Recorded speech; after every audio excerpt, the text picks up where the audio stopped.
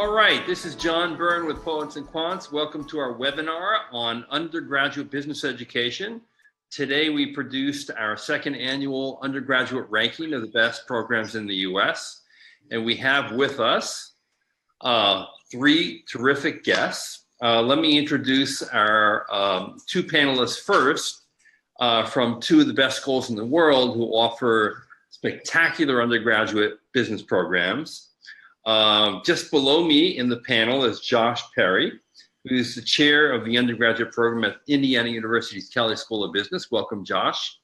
Thank you. And then I guess it's to the left of me, if you're looking in the panels and following all this, it's Ryan Nelson, who's Associate Dean of the undergraduate program at UVA's McIntire School of Commerce. And then below Ryan, we have the guru of the ranking, Ryan Allen.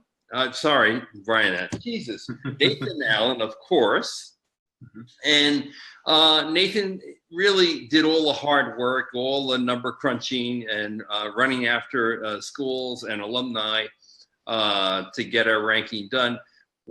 Nathan, why don't you just give us a few of the highlights? Yeah, well, the biggest highlight this year is that we've increased the amount of schools from 50 to 82. So it was a lot more competitive, a lot more data. And then we've got some trends that kind of show up. Two of the big just data highlights are Cornell Dyson's acceptance rate, which is 2.93% for an incoming freshman. And the University of Pennsylvania's Wharton's total compensation, which is upwards of 90,000 average salary for the 22, 23-year-olds coming out of that school this year were 80,000. So it's a little humbling for me sitting here in Oakland, California on a journalist salary. But some big, hey, we just gave you a big raise. Let me say, for me, the biggest takeaway is this. Parents for years now have been encouraging their kids to major in business because they know it can get them a job. And our survey, both of the schools, asking them for career outcomes data, and the alumni asking them for how well these programs satisfied their needs and their expectations, on both levels, it's a very positive story. The alumni are extremely happy with their degrees in general. Obviously, they're happier at the best schools. We basically surveyed the best schools. We have 82 schools that we ranked, but there's a high degree of satisfaction with the programs, with the outcomes. And one of the things we did is, it's possible in many cases to get data on the percentage of students who have a job offer within 3 months of graduation, and what the starting salary and the sign-on bonus might be at a given school. But what has never been done is no one has gone out and asked alumni, hey, did you get the job you wanted in the industry you picked, or even in a specific company that you most desired? And the rates of success in kids leveraging their business school programs and getting in their targeted industry and even targeted company were extremely high. Nathan, you want to give a little more detail on actually how high that was? Yeah, absolutely. So we asked the alums from the class of 2015 we just asked them simply if their first job position was in their desired industry and at their desired company. So it was a yes or no question. And out of the 82 schools, 27 had a 90% or higher on the desired industry. So that's about a third, a little less than a third of the schools on this ranking their alums are getting into some desired industries right away from the get-go. It's not even waiting a few years and getting into it. This is first position. And that's at the 90% plus level. What's that? Well, the number of schools that you referred to is at the 90% plus level. That's right. Because I think that every single school, a majority of the alum surveyed said they got into the industry of their choice. Yeah, the lowest was at 57%. So even the lowest, over half of their alums were in the desired industry of their choice. And the majority of them, all but 5, were at the 70% mark or higher. Whenever you jump over to companies, it's a little bit lower, it's a little bit more specific, but using 80% of the cutoff, 4 out of 5 of students graduating, 18 out of the 82 schools had that at 80% or higher. And the bottom drops off there at about 35%, but just 5 are below 50% in that category for desired companies, first jobs after school. Right. So, Yeah. Professor Ryan, why don't you talk a little bit about the value of undergraduate business education and how you think it's evolved over the years? I mean, most people tend to think that at the undergraduate level, the product that's coming out of the schools is so much better now than it used to be. And in fact, many companies prefer undergraduates to MBAs. Mm-hmm. Sure. And before I do, I want to compliment you all for doing that alumni survey. It's something that we've prided ourselves on quite a bit, and that is staying connected with our alumni to find out just how satisfied they are years out of our program. And really some of the things that I think differentiate a school come out in that alumni survey, including, back to your question, really the education first and foremost that they receive. Is it something that helped differentiate the student when they graduated and then the alum as they've been performing on the job? In, I think, one instance, I would suggest that a differentiator curriculum today versus what it might have been 5 or 10 years ago is the need to be interdisciplinary, the need to not only be well versed in an individual functional area, but also be a T-shaped individual that has a broad ability to focus on a variety of issues today, including globalization, digitization, diversity, et cetera. Right. And the other area where schools have really upped the game is professional and career management and development. Mm-hmm. Josh, can you speak to that at Indiana Kelley and the resources that you devote to professional development of people? Absolutely, John. I want to begin by echoing Ryan's comments with regard to the quality of this survey and the service it provides for those of us who are in the trenches and are proud of what we're doing, and for the families, the students, and the parents we're talking to. I really think it's this survey is unparalleled in what it provides with regards to a better view of all the options that are out there. Here at Kelley, what we're doing specifically with regard to professional development, personal brand discovery begins in the first year with our Compass curriculum. And then we carry that forward into the second and the third year. But the idea behind the Compass curriculum is to provide students a roadmap, provide them with the self-discovery tools they need to better understand themselves and their passions and their strengths, and then how those passions and strengths match up with first what we offer here at Kelley with regard to 18 different majors and co-majors and all the variety of options we provide curricularly, and then ultimately where they're going to land once they graduate. And so Nathan's comment earlier on with regard to the levels of satisfaction that alumni are finding after just 2 years on the job, it makes sense to me because we really put our students through the paces of being intentional and deliberate about where they want to be, not just 5 or 10 years down the road, but when they graduate. So that's we found that it takes an intentional effort to give students the guidance they need to make the most of the 4 years and then ultimately to launch their career in the right place. I should add that, in both schools, first off, we have 2 public institutions, 2 of the best in America, UVA and Indiana. You both have integrated core curricula, which is unusual in the undergraduate or, for that matter, the graduate space. UVA's is a 2-year program, Indiana's is a 4-year program. Both schools scored exceptionally well on our alumni survey. I don't know what you do with those kids, but they're awfully happy. And we surveyed them 2 years out, which is an important measure, I think, because 2 years out, they have the chance now to kind of road test their education, see how well it held up in the work world.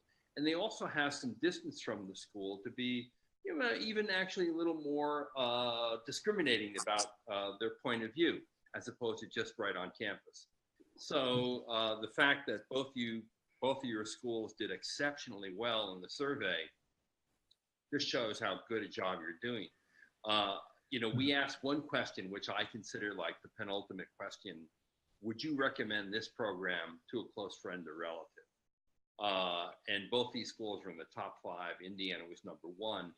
And that says a lot, because we're not talking about a simple Yelp review from an anonymous person who may or may not have visited that restaurant. We're talking about someone who experienced the university for 4 solid years and invested a lot in that experience. So this is a very well-informed consumer who's been out for 2 years and who can look back and say, hey, I have these views about the courses I took, the experiences I had, the accessibility and the quality of the teaching from the faculty, and then the support that I got to launch my career. So congratulations to both of you for having done such a great job with your students. When people are thinking about going to an undergraduate business program, Ryan, what do you think they should be thinking about? Well, there are a couple of things. One would be how one school is different from the next. And you and I have had this conversation before that, particularly at the undergraduate level, business schools are very, very different from one another. It's much more so than MBA programs. And as a result, you've mentioned that Indiana's a 4-year school, we're a 2-year school. There are differences between public and private. There are differences in terms of just how many courses a student might take in the business school, whether or not it's based on a liberal arts education, which ours is. So those are some key, I'd say, deciding points that I'd recommend that students focus on today.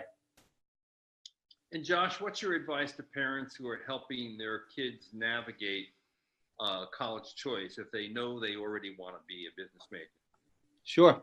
So the advice I give to parents and to students is really to find the best fit. There's a lot of options on the market with regard to size, with regard to opportunities, with regard to alumni networks, experiential opportunities for internships and other opportunities to apply what's happening in the classroom, beyond the classroom, travel opportunities. It was the case back when I was in school that it was a sort of a semester abroad or nothing. Now, many schools, including Kelly, we offer lots of options with regard to studying abroad, short-term options, alternative break options, and of course the traditional full semester. So I advise parents, particularly if they're not certain, if the student is not certain, to really be careful about choosing a place that's going to offer enough options so that once the student does figure out where specifically she or he wants to be upon graduation, that those options are in fact available. Mm-hmm. Yeah.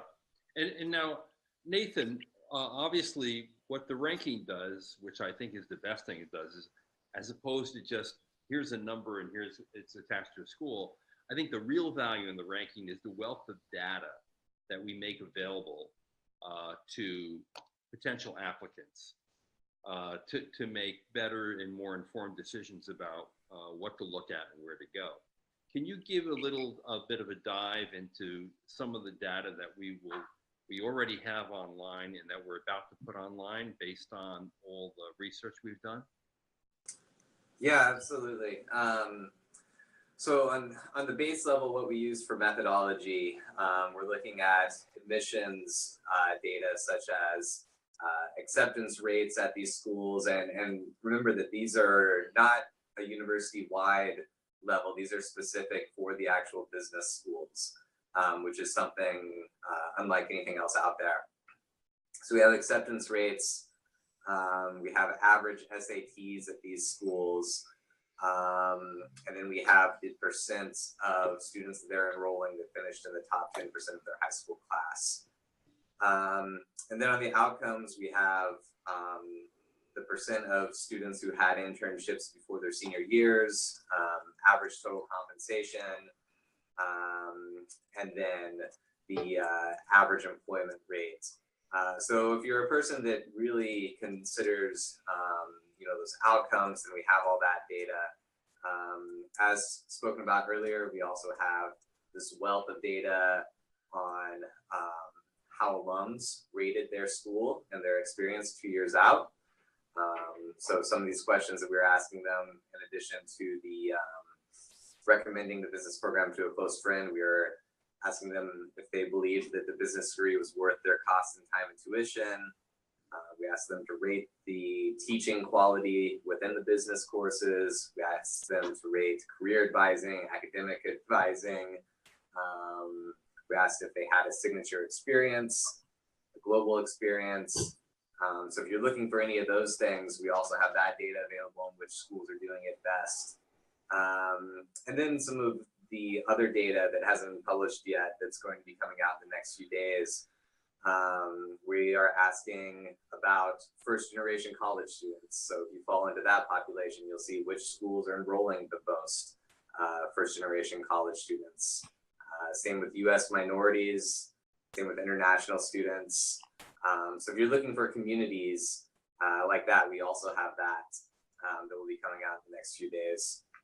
And then I think the last highlight that I'd like to point out is we're also asking for the percent of students that are receiving scholarships, what those average scholarships are, and we're asking the percentage of students that are leaving with debt and how much that debt is. And again, the majority of this is business school specific. So instead of being lumped in with philosophy majors and other liberal arts, this is business school specific stuff, which is unique and helpful for someone who knows that they want to major in business. Josh, let me ask you, how come business schools have become so effective at getting their students jobs? I mean, in almost all the schools, the percentage of job offers 3 months after graduation is 90% and above. How is that possible? Well, it's a great question, and there are a variety of answers, I'm sure, but I think one of the leading factors has to be the commitment that most business schools have to both a classroom experience and an outside of classroom experience. So, I think it's important, and I think it's proven in these very impressive employment numbers that Kelly has, and the vast majority of schools that you all surveyed, that employers like the fact that students are getting cutting edge, leading information. They're learning the theory, the academic rigor is there. And then there's this application component so that students not only understand conceptually how big data is collected and how big data is able to be analyzed, but they're able to take the big data, go into an office setting, a work setting, and actually solve problems, actually advance move the ball forward for the client. And so I think it's this combination that business schools have been working on for a long time now, and I think by virtue of these survey results are getting close to figuring this out, how to prepare students to hit the ground running, how to be ready to take the information and apply it in a way that that employers are clearly satisfied with. Yep. Brian, do you have a perspective on that? Certainly, I want to echo what Josh said about the application of knowledge and skills to practice. And I think today, a lot of business schools are very good at layering experience upon experience that are applied. So today it needs to start early on, and then with internships and through class projects, and as Josh also mentioned, global experiences. This really broadens the individual, and while also allowing them to deepen their expertise in particular areas. So as he said, not just learning about big data and analytics, but how to apply it on specific projects. Now, we just finished today, in fact, with our corporate sponsors across our third-year curriculum. We have, this year, we're working with AB InBev, CarMax, Hilton, and Rolls-Royce. And our students, our 350 students, made presentations to executives from each of those companies. And that's really something that can get the student a lot of very worthwhile experience very quickly. When they're on the hot seat, when the chief marketing officer for CarMax is asking them a really tough question about where that data came from, and how confident are they to stand behind it. It's something that will serve them well once they graduate. Yes, I think that's a really good point. I mean, all the experiential learning, the global immersions, the internships, the coaching and mentoring, the focus on professional development has allowed business schools to produce job-ready people who literally can go into a place and make a contribution from day one. And that's become extremely valuable in an era when many companies in the last quarter of a century have disinvested in training programs where they would more typically take that philosophy major, the geography major, rotate them around for 6 months before they expected any contribution. Today, more companies don't have those training programs, and more companies want their new employees to be productive very quickly. And business programs have become very adept at developing young, raw talent to make that possible. Mm-hmm. Nathan, what other conclusions do you draw from some of the data we collected this year? Yeah, I mean, what's already been said is, the market right now, that what they're placing on graduates that are coming out of these elite business programs is super frothy. It's incredibly high. We have schools that are reporting 100% employment rates. We have schools that are reporting incredibly high salaries for their students that are coming out. And students seem to be generally happy while they're earning these degrees too, which is impressive. It's obviously going to these elite schools. It's going to be tough, but they seem to be really enjoying it. Just to kind of jump back to the question that we were talking about really enjoying the experience and recommending the school to colleagues and close friends.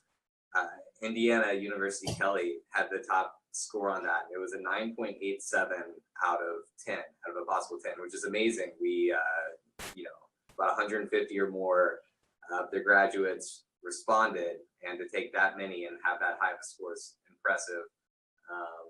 Texas Christian was second in that with a 9.83, and Virginia was 9.77 on that. So just incredibly high ratings for these schools. So I think that's kind of the trend from this year, is that graduates are getting paid well.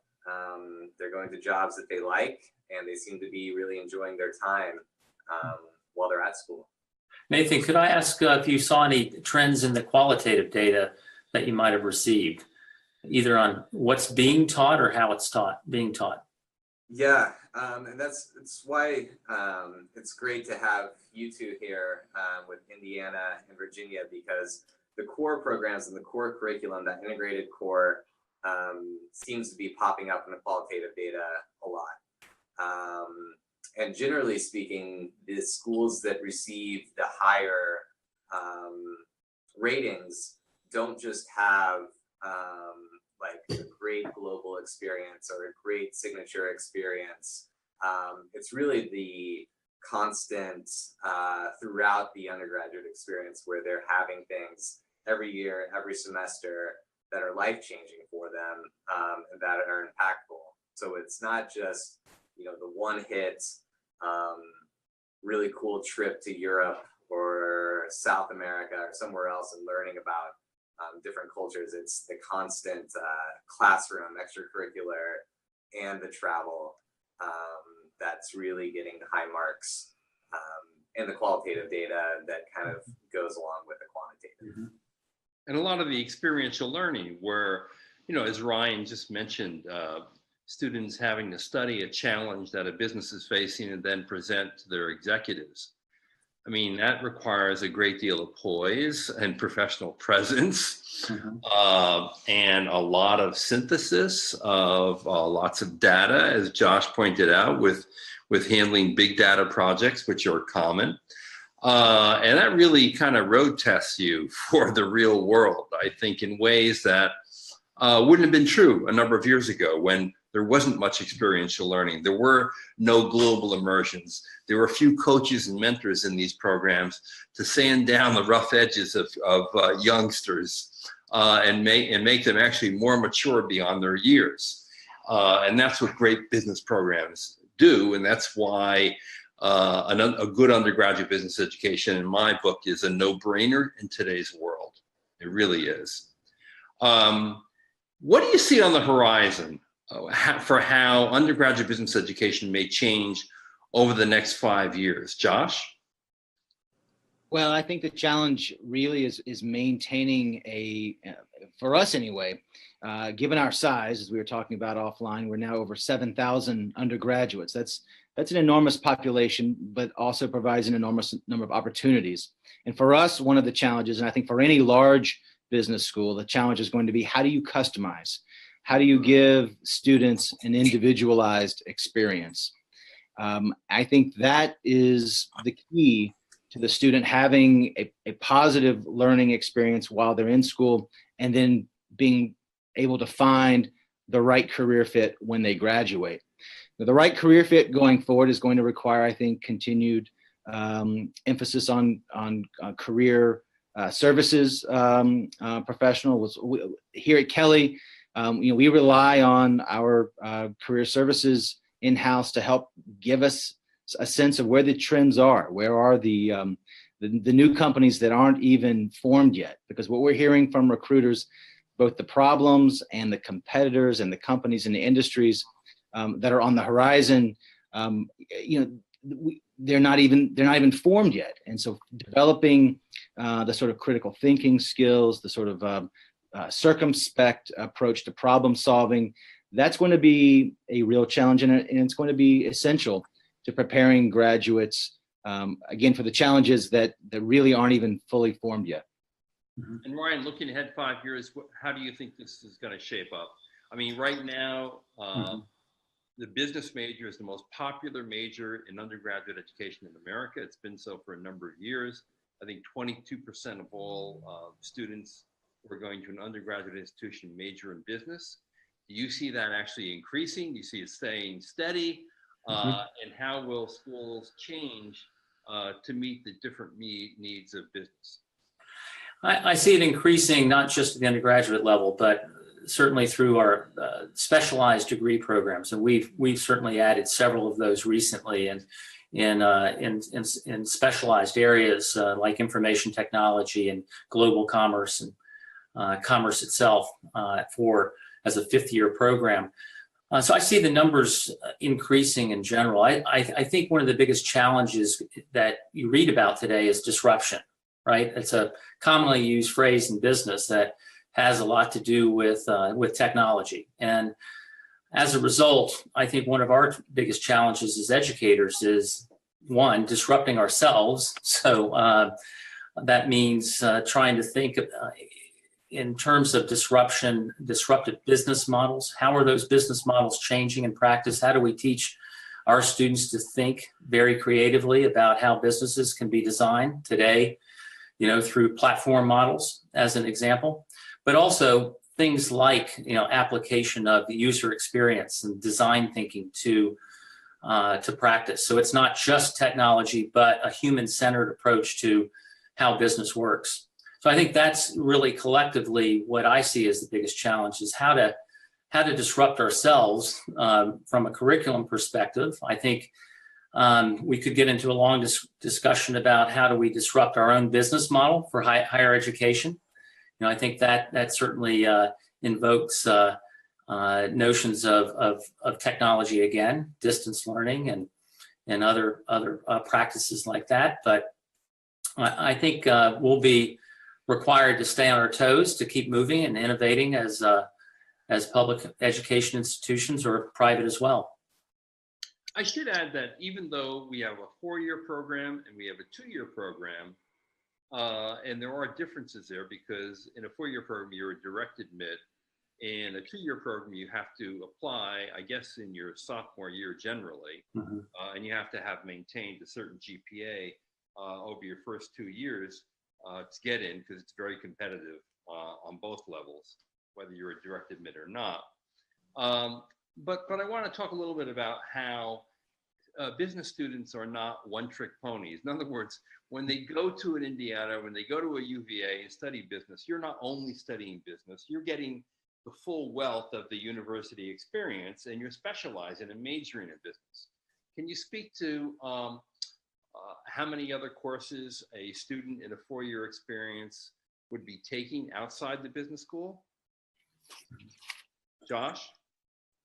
Well, certainly here at Kelly, that number is going to be somewhere in the neighborhood of 15 to 30 hours.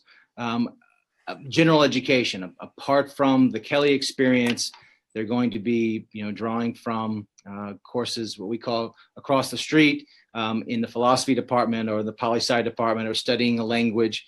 We really emphasize that. We emphasize students go even above and beyond that to the extent they come in with AP credits and they have flexibility in their schedules.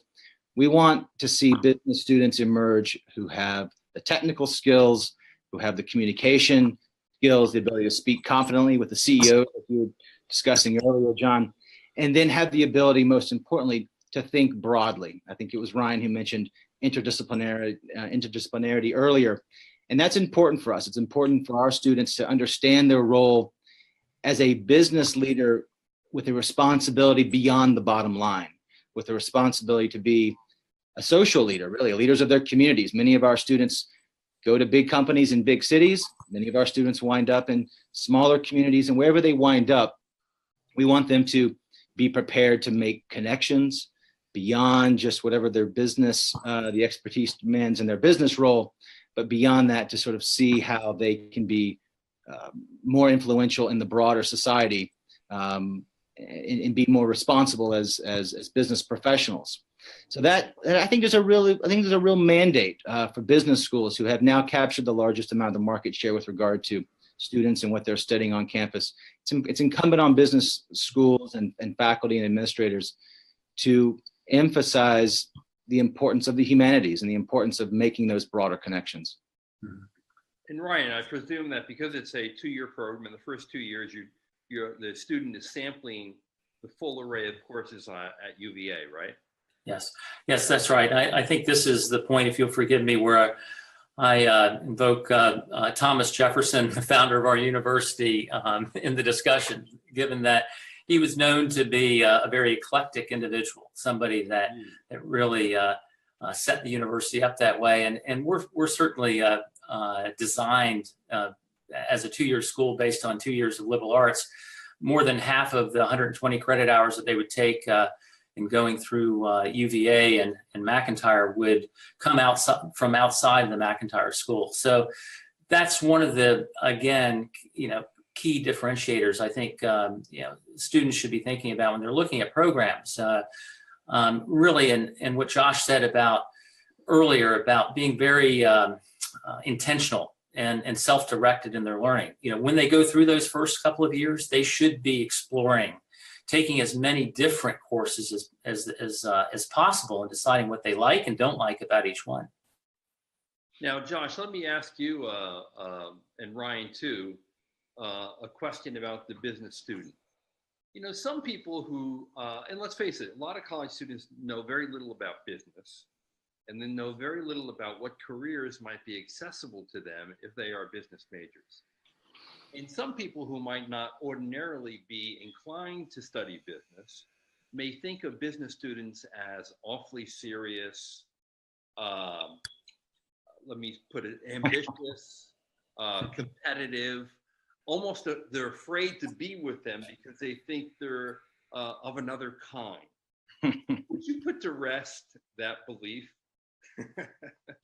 Well, I can certainly put it to rest here, John. I mean, there's really no one profile of the Kelley business student. We have students who are interested in going into international relief work, and we have this entire Institute for Social Impact that many of our students are drawn to. They're looking for a way to, as some put it, to do well and also to do good at the same time. We have lots of students who are pursuing entrepreneurial endeavors. They've got big dreams and big plans to be the next Steve Jobs or fill in the blank. And then we have students who are looking for more traditional business and corporate careers on Wall Street or in other service firms. So I think it's not fair to pigeonhole all business students. It's certainly not here. They come with lots of interest, lots of curiosity, and lots of questions. Many of them aren't sure what to do. And the kind of exploration that Ryan was talking about is just fundamental. And it's, again, why I mentioned earlier our Compass program, giving students some direction so that they can get on the right path as quickly as possible, the right path for them.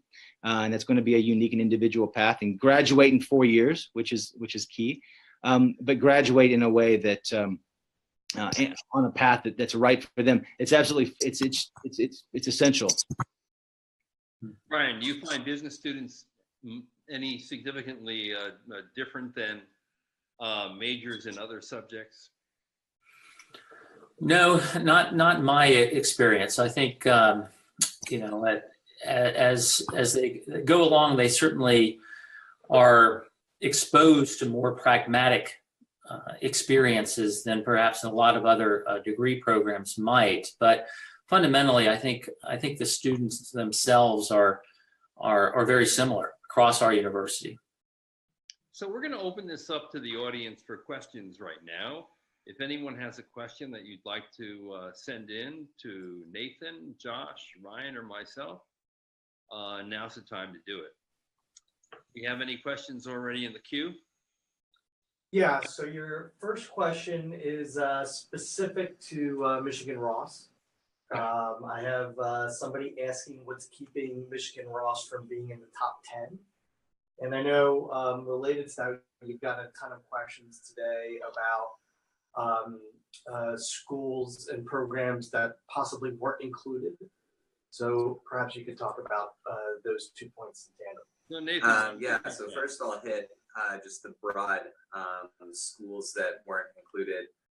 So how we went through originally whenever we were putting this together is we took Business Week's last ranking in 2016, and then the most recent US News ranking, which was the 2017, which was the most recent available at the time.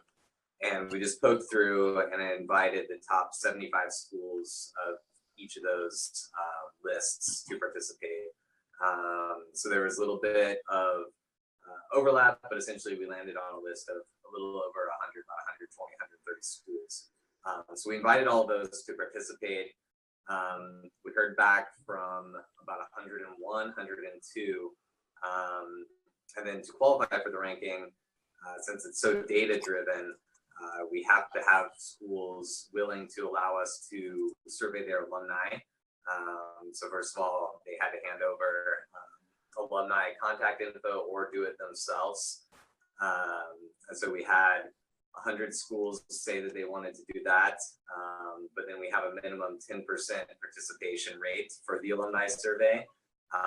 So that's the 82 schools that ended up being ranked. So if your school fell out, we had some questions about Ohio State, USC specifically early today.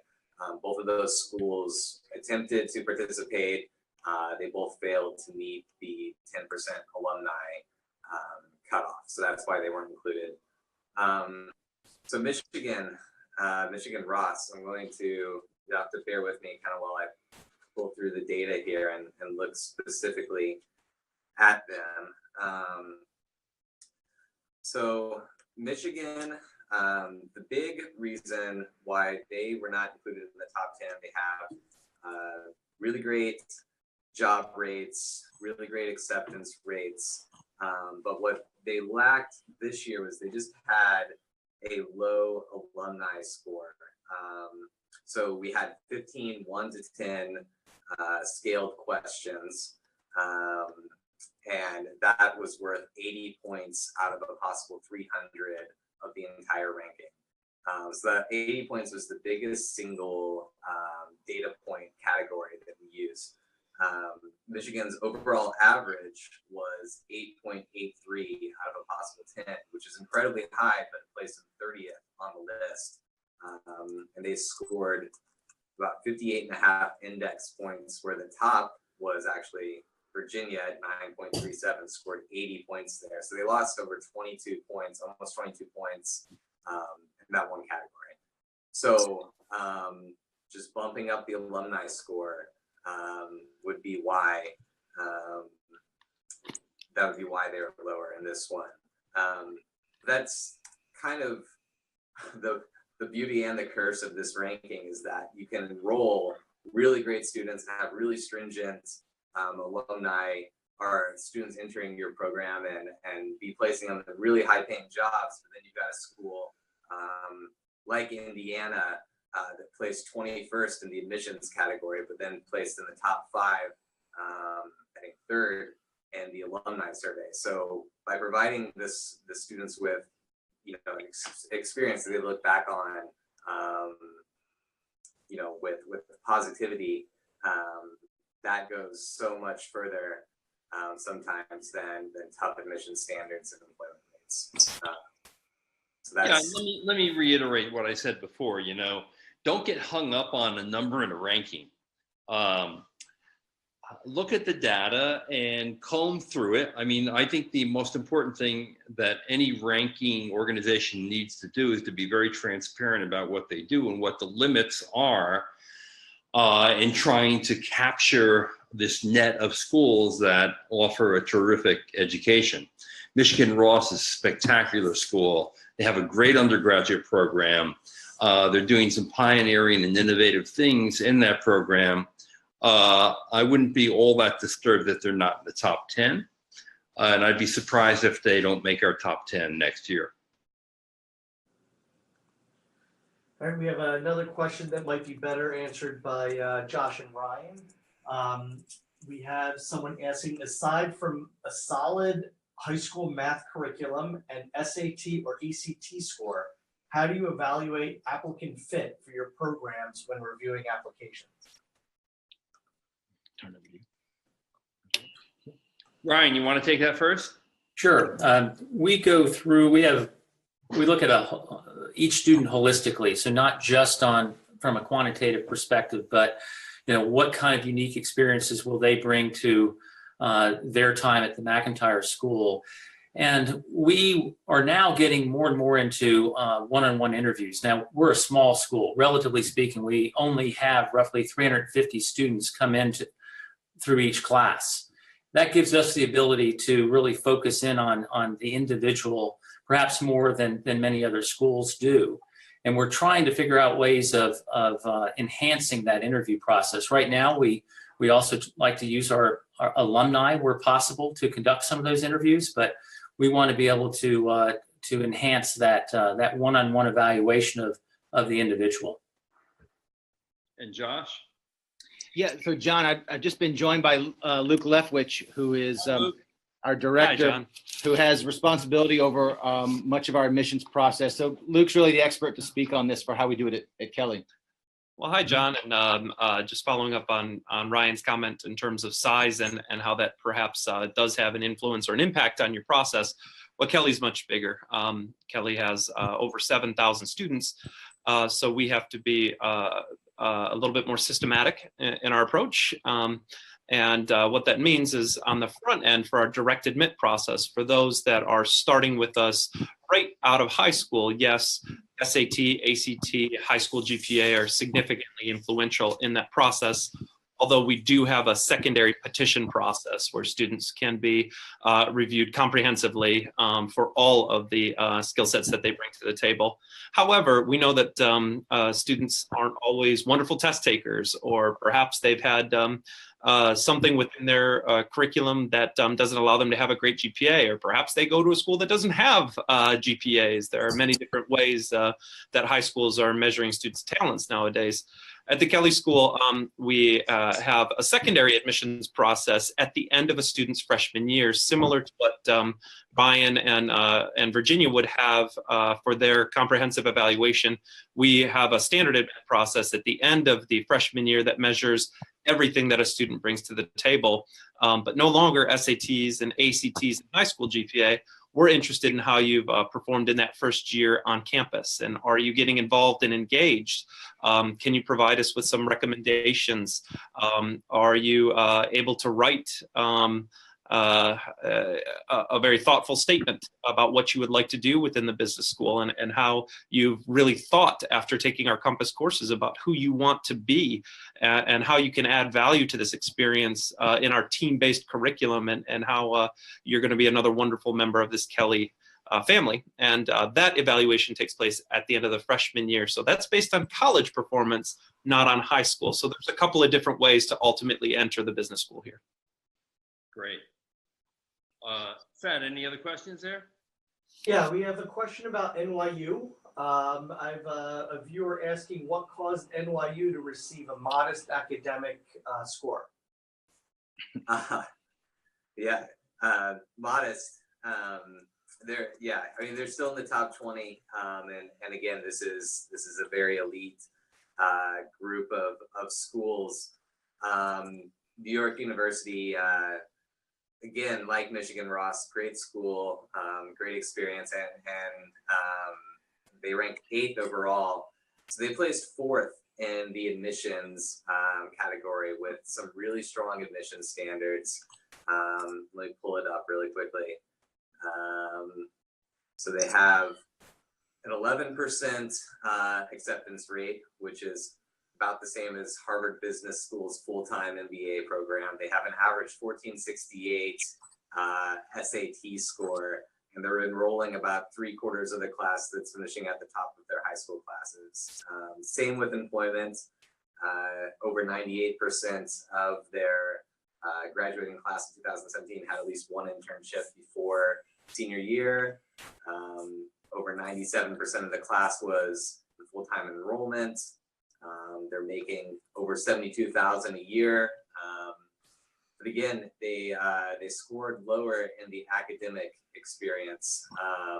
So one thing I'd really like to point out about NYU specifically is they scored lower, just like Michigan Ross did, in the 15 questions average, but New York University actually had the highest, whenever we asked the alums to say if they had a signature experience or a global experience, they had the highest score with over 86% of the class saying that they had some sort of significant signature experience or global experience. Over 97% said they had a global experience that was key to their learning, that they've taken with them 2 years after graduation. So while they might have been pinged a little bit in this average of 15 key 1 to 10 scale questions, they're really providing their students with an incredibly high amount of global experiences that are key to the educational experience, which is impressive. And again, I'll just reemphasize the point. Don't get hung up on the number of a school. NYU has a terrific program. I will also tell you that over the years, having done these surveys back from, unfortunately, 1988, there is a tendency for schools in urban areas not to score as well when you send questions to their students or alumni.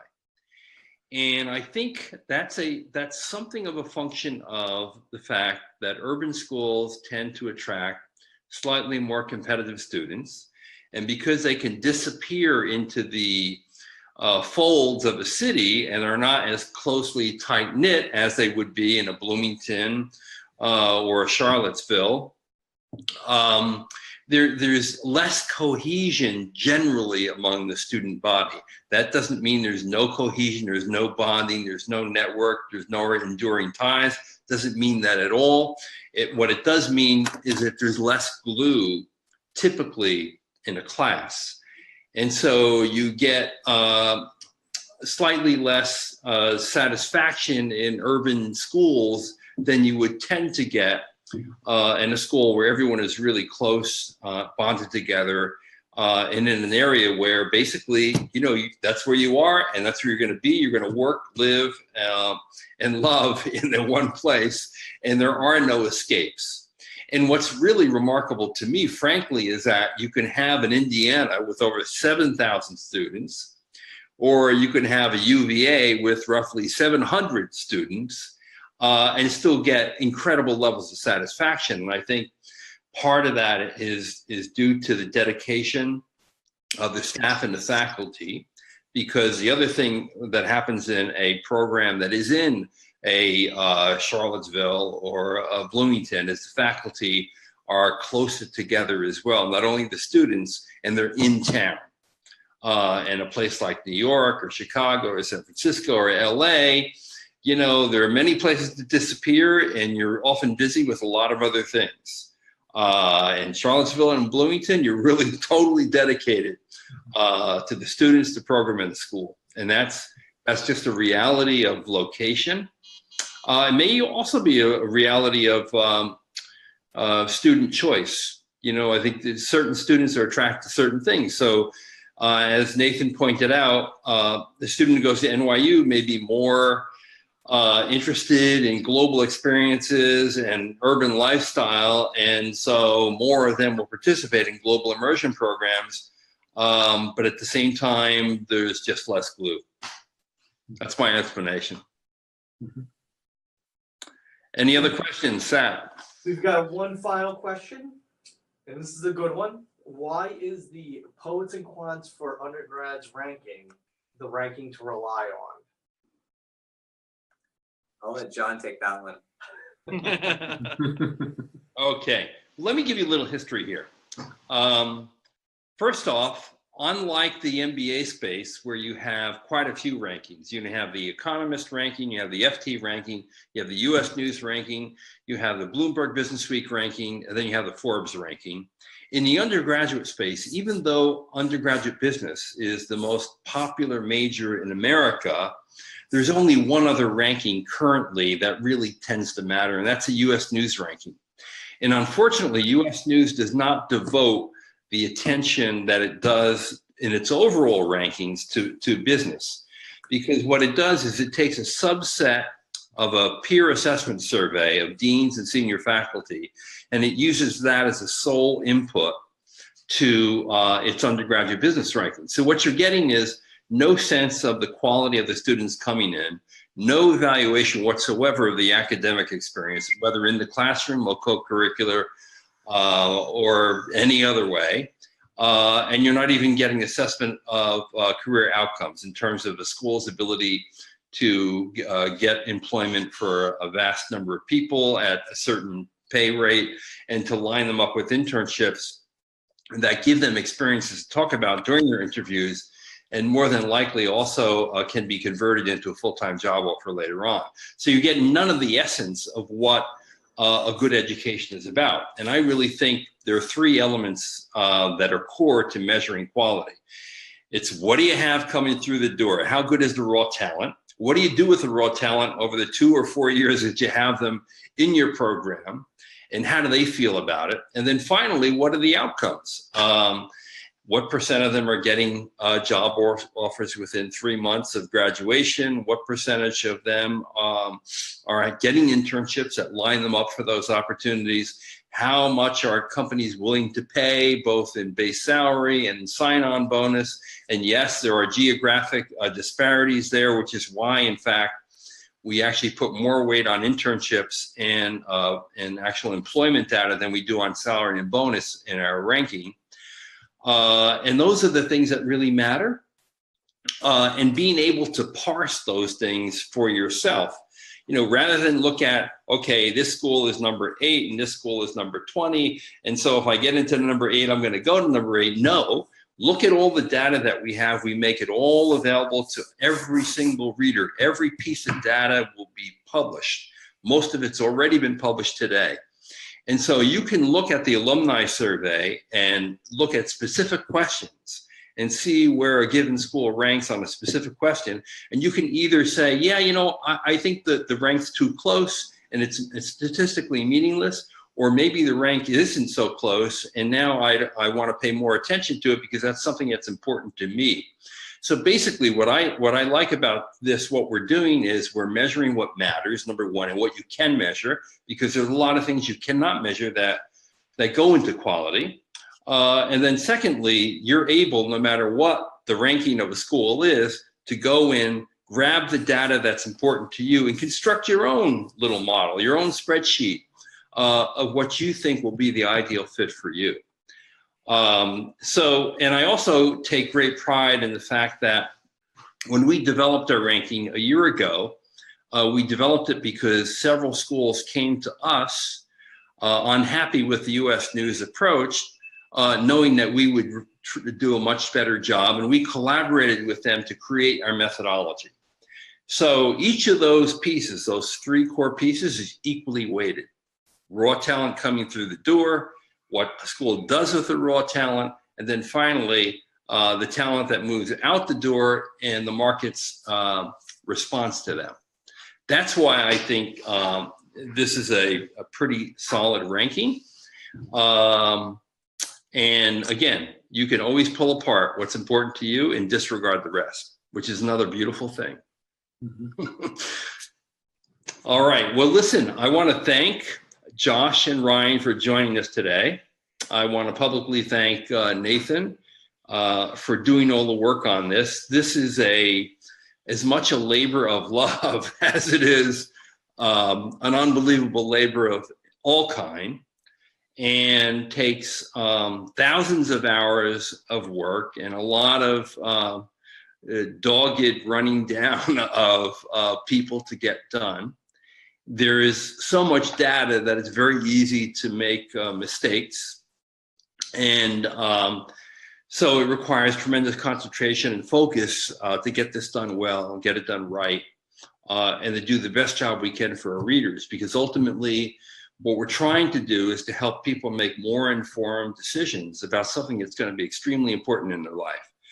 Going to a great school for an education is a major undertaking. It's not only a major undertaking in terms of the energy and the time you're going to put into it and the cost, but more importantly, it's going to shape the trajectory of your life, particularly in the business arena. Because if you want to major in business, and as Josh said, today you can major in business and you can do social enterprise, you can work for the government, you can work for an NGO, a nonprofit, or you can go mainstream and do consulting or finance or marketing or strategy. You can work for companies like Amazon and Facebook and Google, or Goldman Sachs and JP Morgan and Morgan Stanley, or Procter & Gamble and General Mills. It's a world of opportunity, and what business school does is educate you about that world and make you best prepared to take advantage of it. So thank you for joining us, both all of the panel members as well as the people out there. We're going to archive this, so if you weren't able to attend, or if you want to recommend that someone who wasn't here see it, please do so. Otherwise, this is John Byrne with Poets&Quants. Thanks for watching and listening.